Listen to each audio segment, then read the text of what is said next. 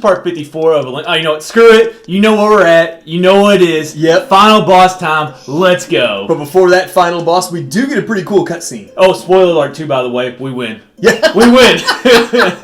If you've seen our gameplay sometimes, that might be a question. That is so true, actually. We made this far. Hopefully we can pull it off. But, like, no, this backstory right here, I love that we finally get how Lorule, like, crumbled and why it is the way it is now. It is kind of like a little bit of a long cutscene here to set it up, so we're pretty much just going to talk through it, like we do with everything else. Like, it's cool for handhelds. Like, yes, the technology is better, but it's cool getting a cutscene. Like, this. Okay, the timing is a little bit long, but it's still cool getting something like this. It is with a handheld game. Man, especially there's some really good effects here in a few minutes. I agree with you. I agree with you. Really pop on the 3DS. When she brings Yuga up, which we kind of talked about then, but that looks awesome there too. But just getting the story into like the whole reason Lorule, and we've complained about Lorule's like the how it's crumbling and you can't get from place to place. The whole reason they did it was they destroyed their Triforce. Bringing back the canyons, I like that. I know. Man. We've been complaining about it for the entire game. I think one of the hardest things for us is to get through these like little backstories and like cutscenes and stuff because nothing's happening. Yeah, there's nothing really happening except for the story. So yeah, but Hilda's just like she's explaining. Hey, I learned that there was another Triforce. And yeah. Guess what? I'm glad you had a good point right after that. I'm sitting over here. I'm thinking my next idea, and then you're like, you just stop all of a sudden. I had a good point I was going to bring up, but I realized I would have spoiled. Yeah, this right here. This. Yes, yeah. And I kind of knew you were going that way. And like, that for me right there, like that little plot twist with Hilda. Love it. I did love it. It really wasn't that surprising. Like her creepily look at those paintings. Oh my gosh! Earlier in the game, and then like the music kind of changed. And that's the part I'm talking about right there. That's like, so beautiful. That effect. But then, like, the music changing right there, I did like it, but I kind of saw it coming a little bit. Yeah, but it's weird that we really get that much of a plot twist in a Zelda game. I feel like most of the time it's very straightforward. You know, Agreed. You know who the bad guy is. Uh-huh. You know, and this one for them to throw, hey, this girl that's been leading us this whole time betrays us in the end. Should never trust her, man. It's like we were suspicious from like the first time we stepped in Lorule. It's like the girl from Thieves Hideout back in Link to the Past. Yes, it really is. We shouldn't trust them. Hey, same land, man. It really is. It could be an ancestor of Blind the Thief. I think it is. Let's go to Yuga Ganon now. I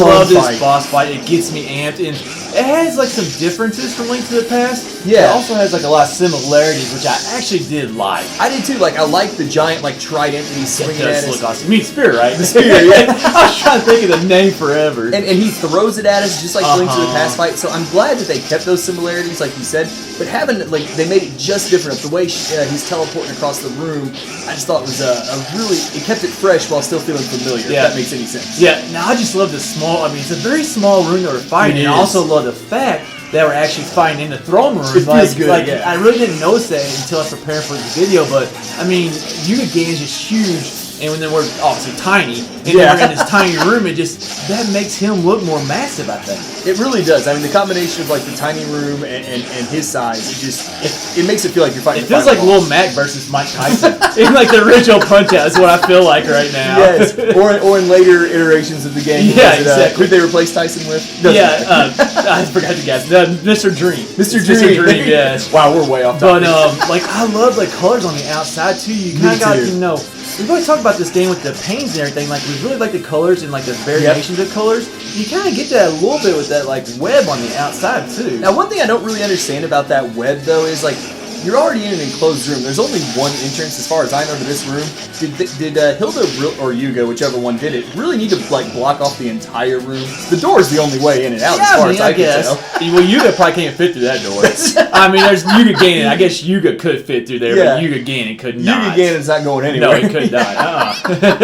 And then I love this part. Well, we don't want to... Seriously, we want to talk about it, but we can't talk about it yet in case somebody hasn't seen this. Yeah, so. more spoilers coming. Yeah, exactly. But, I mean, that was the first phase. I liked how it was, like we said, it was similar to the Link to the Past. But the second phase is so much better, in my opinion. Which, I mean, most boss fights are like that. The second phase is a little more fun, but still, this one right here, I mean, this really just ends the game well, I think, with this final phase of this boss. It does. And here, I love how Yuga Ganon...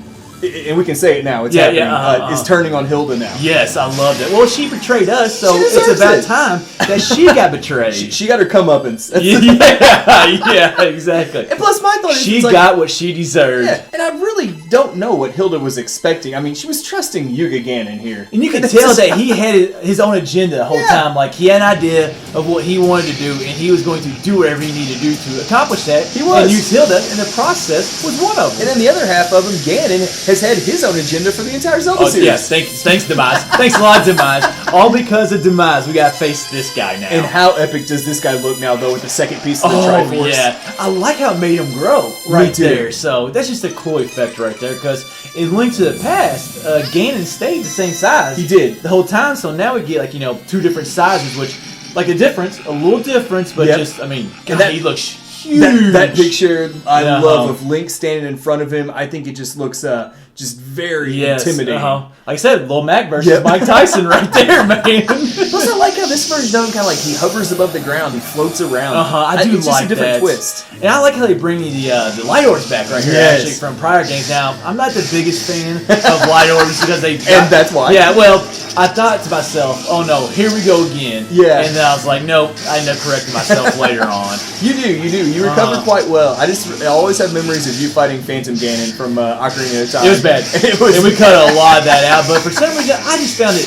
Because it was 2D, I thought it was just easier to do in this game. I think it was too. You had a better idea of like where the light orbs were instead of like having it come at you face on. From the top-down view, it makes it a lot easier. Now this is just a cool cutscene right here where she gives us the bow of light, right? Yes.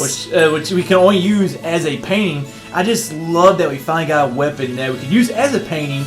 But I also like the fact that it was the only one in the game. So yeah, it's like this whole time, anytime we're merged against the wall, all we can do is move. We can't swing our sword, we can't shoot our bow. So to finally get something here at the end, I agree. I thought it was a really nice touch. It'd be cool to use other weapons in the wall, I think, but at least they gave us something. I guess they really have to give us any way of using our items in the wall, but so. I think it makes it feel a little more epic when we do get this here at the very end. I just thought the mechanic of you'll see here in a little while just how we use the bow of light. I just thought a lot of this game I saw coming just because, I guess, playing Link to the Past. Well, yeah. But, this mechanic right here of shooting into walls, I just did not see that coming at all. And the arrow just, following the path of the wall all the way around the big circle. And we've not been able to bring Yuga Ganon, or Yuga, out of the wall the entire game, and obviously now with the Bow of Light, we're able to do that. It's great. It really brings the whole game and the final boss fight together.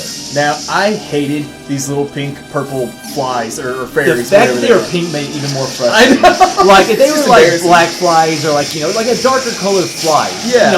Okay, but they make them pink. Something that's not bold at all. I mean, come on. It's kind of embarrassing. Yeah, it is. Like getting hit by pink flies. Yeah, and they're hard to get away from too. Oh yeah, they are. Now I love that right there. Yes. It's just such a good one. He charges you, you jump out of the wall, merge back in, and shoot him.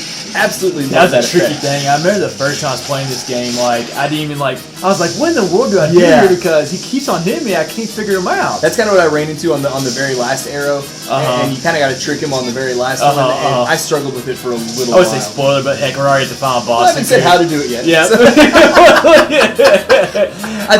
Those flies or whatever they're called. I love right the here. Double orbs. With the light, the double orbs. That was a cool effect right Especially there. we end up getting him with both of them, and it just looks reacts to one, and then the other one hits him right after. Yes. It's just a quick little reaction, but it looks really cool. If you remember at the beginning, I started swinging my sword really fast. I was thinking that you could do it the whole light orb attack. Yeah. But you could really only do it right there. So. And I love how on the last shot that you hit him with, the arrow, the camera follows. Follows the arrow. That's a very cool effect. That's when you know it's I got you. And then I love it's only one sword swing. Yep. It's not 2 or 3. It's just one. Bam, he's done. It's I've done enough damage to him. But yeah, this wraps up the Yuga Ganon fight, and this wraps up part 54 of A Link Between Worlds.